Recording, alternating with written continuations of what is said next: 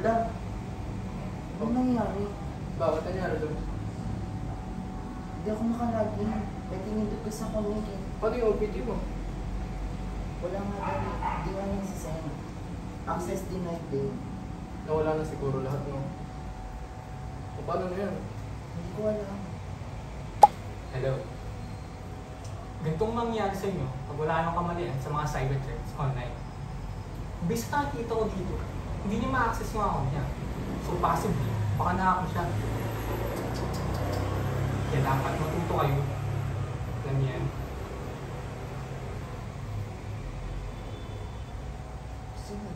Sino to? Pinanong mo ba yan? Hindi. Ano nga?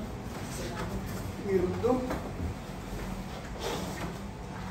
A study by Liszczak et al. Stated that the digital age has marked a new era of connectivity and information exchange, with immense opportunities for communication, creativity, and learning. However, in addition to these advantages, the digital world has an extensive number of threats and weaknesses known as cyber hazards. But what are cyber hazards? So let's get started. Cyber hazards, in essence, are ways of harm towards others in the digital age we live in today. Cyber hazards are almost one and the same where they seek to destroy or disrupt certain aspects of information you hold. Take for example, earlier we saw how you can lose your personal password and data in just 1 second. Luckily, I have 5 tips to help you out in that instance. Tip number 1. Enable two-factor authentication. This adds an extra layer of security by requiring not only a password and username, but also something that the only user has on them, such as a piece of information only they should know. Tip number 2. Keep software operating system and antivirus programs updated. Regularly updating your software operating system and antivirus programs helps to patch security vulnerabilities and protect your system from known threats. Tip number 3. Be cautious of suspicious emails, links, and attachments. Phishing emails often contain links or attachments that, when clicked or open, can install malware or steal personal information. Always verify the sender's identity, check for grammatical errors or suspicious URLs, and avoid clicking on links or downloading attachments from unknown suspicious sources. Tip number 4. Use secure Wi-Fi connections and avoid public network for sensitive transactions.